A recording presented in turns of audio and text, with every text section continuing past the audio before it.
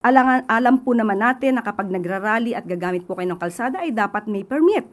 At hindi po ito dapat na inililihim para naman po makapaghanda ang gobyerno. So, magkakaroon po ito ng impact sa bawat tao, sa bawat trabahador, sa bawat estudyante, sa bawat pasyente na nakasakay sa ambulansya na dadaan sana sa EDSA. Lahat ng ito, pati tayo rito, ay maaapektuhan. Maaapektuhan tayo dahil sa ipinaglalaban ba nila ang isang karapatan? Karapatan ba ni Senator Marcoleta? Kung tayo po ay humihiling na ipatupad natin ang batas, hindi po ba dapat tayo din ay tumutupad sa batas? Tayo din ay sumusunod sa batas. So paano po ba natin maisisigaw na dapat kayong tumupad sa batas kung tayo mismo nagrarally ay hindi tumutupad sa batas? Can you describe what happened earlier? When did the president learn about the rally in EDSA? How did he learn about it? What was his reaction? Was he also surprised? Yung rally kaninang madaling araw ay nabigyan naman agad ng impormasyon ang Pangulo. At ang Pangulo naman ay nirerespeto ang karapatan ng bawat tao. Ang freedom of expression, ang freedom of assembly, at pero hindi kinikilala ng Pangulo ang mga pang-aabuso na may kaakibat dito. Ano pong pang-aabuso yung tinutukoy natin dito, ma'am? Maaari natin masabi kung may pang-aabuso kung nakakaapekto na sila ng ibang tao.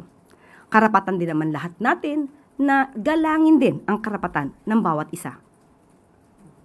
Ano po yung instruction ni Presidente when he learned about this rally? What did he tell the people in authority?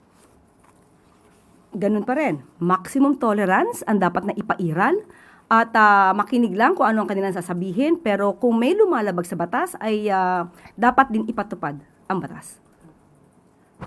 Pero dito po sa Malacanang, may nakita po ba tayo na dahilan para mas maghigpit ng security? Naka-heightened alert po ba yung Presidential Security Command? Nagmamonitor po ang Pangulo. Nagmamonitor po sa mga galaw, hindi para lamang sa palasyo, kundi para sa taong bayan na naaapektuhan, na naiipit sa trapiko dulot nitong rally or protesta. Does Malacanang see this as a threat, ma'am? Wala pong nakikitang threat dahil alam naman po ng Pangulo na ang kanyang ginagawa ay para sa taong bayan. So kung meron lang po siguro mga ibang interes o interes ng ibang grupo, interes ng ilang tao, hindi po siya dapat na maging hadlang sa pagpapatupad ng Pangulo at ng administrasyon ito ng batas. Thank you, Yusek. How grave is the impact of the rally in the eyes of Malacanang? Why did the president deem it important to or deem it fit to cancel several events this morning? Dahil nga po, Pangulo ay kailangan mag-monitor. Unang-una, ano ba yung impact? Grabe po ba ang impact ng rally o protesta na ito? Sa paningin po ng administrasyon, magkakaroon po ito ng impact, hindi lang para sa palasyo, kung hindi sa buong mamamayan natin na naapektuhan ng surprise rally na ito. Alam po naman natin na kapag nagrarally at gagamit po kayo ng kalsada ay dapat may permit. At hindi po ito dapat na inililihim para naman po makapaghanda ang gobyerno. So, magkakaroon po ito ng impact sa bawat tao, sa bawat trabahador, sa bawat estudyante, sa bawat pasyente na nakasakay sa ambulansya na dadaan sana sa EDSA. Lahat ng ito, pati tayo rito, ay maaapektuhan. Maaapektuhan tayo dahil sa ipinaglalaban ba nila ang isang karapatan? Karapatan ba ni Senator Marcoleta? Ang karapatan ng isang tao sa isang kaso ay binibigay naman po. Nandiyan naman po ang paggalang sa right to due process. So, ang mga nagrarally ay may sariling agenda. Mas na naisin siguro talaga nila na ito'y maramdaman ng mga taong hindi naman sangkot sa kanilang pagpaprotesta. Nagkakaroon lamang tayo ng mga collateral damage, naapektuhan yung hindi naapektuhan, pero ito po ay makakaapektong malaki sa ekonomiya, sa bawat negosyo, sa bawat tao na kailangan pumasok sa kanilang eskwelahan, sa kanilang trabaho, o pumunta ng mabilisan sa ospital. Ma'am, yung administrasyon po paulit-ulit na sinasabi na dapat managot ang dapat managot. How will the administration hold those protesters accountable given na nagrally po sila ng walang permit and as you mentioned, marami pong naabala dahil hindi nagkaroon ng rerouting and other possible arrangements ahead of that rally? Ang pakiusap lang po natin sana kung magkakaroon ng mga pagpoprotesta o gathering ay makipag-coordinate naman sa gobyerno dahil hindi naman ang gobyerno ay nagko-control or hindi nagpapahinto, hindi kayo pinipigilan sa anumang kilos na ginagawa nyo, provided that your action should be in accordance with the law.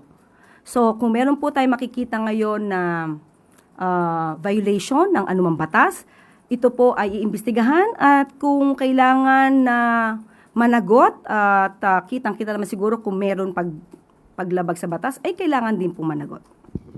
Will the administration cower before these protesters who are calling for transparency ahead of the reported arrest of INC member and Senator Rodante Marcoleta?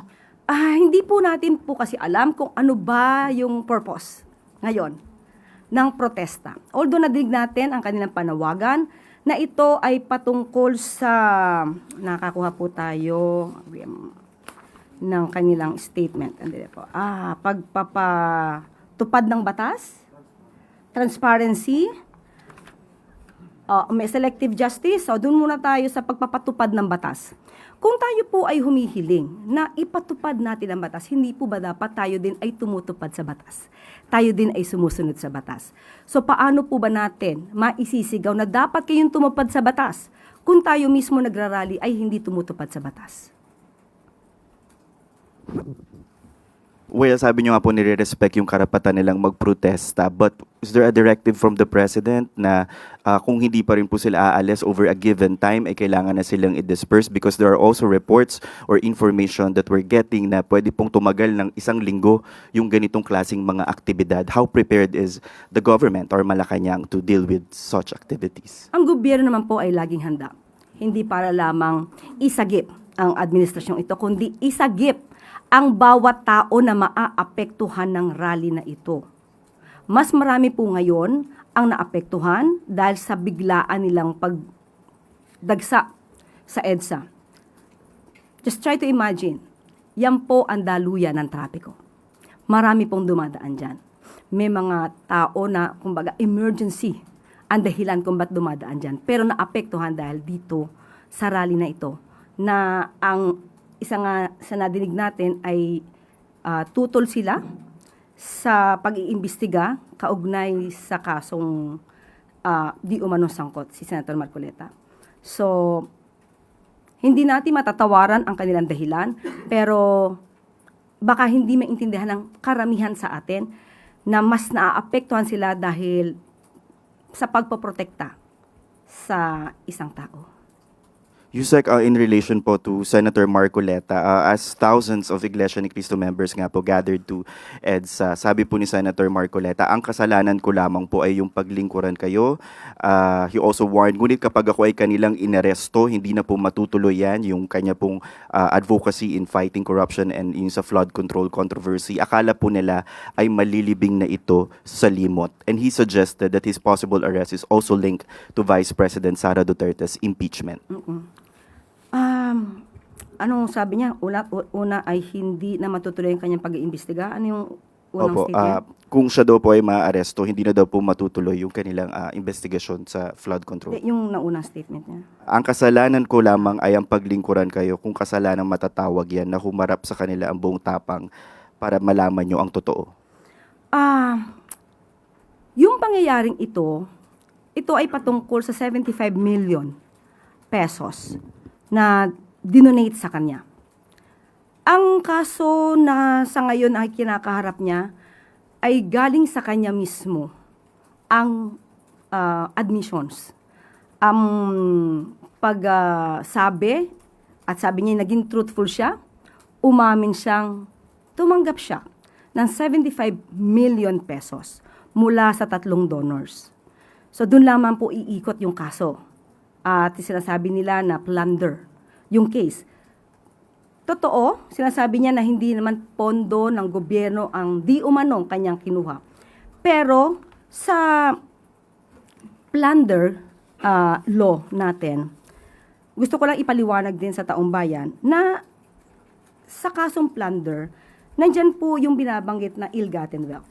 At ang nakapaloob sa ill-gotten wealth ay by receiving directly or indirectly any commission, gift, share, percentage, kickbacks, or any other form of pecuniary benefit from any person and or entity in connection with any government contract or project or by reason of the office or position of the public officer concerned. Inamin po niya na tumanggap siya ng 75 million pesos habang siya ay congressman. So, dun lamang po umiikot ang kaso. At siya naman po, ang sabi niya ay naniniwala siya sa justice system natin. Dahil tumututol sila noon sa pag-surrender sa ating dating Pangulong Duterte sa ICC.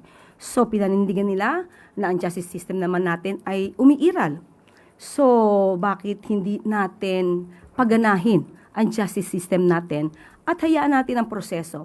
Kung ito naman po ay kanyang madedepensahan ng maayos dahil sa kanyang mga ebidensya, mas maganda po na ang hustisya ang siyang humatol, hindi sa pamamagitan ng pagrarally na naaapektuhan ang iba nating kababayan na hindi naman sangkot sa kaso na kanyang kinakaharap.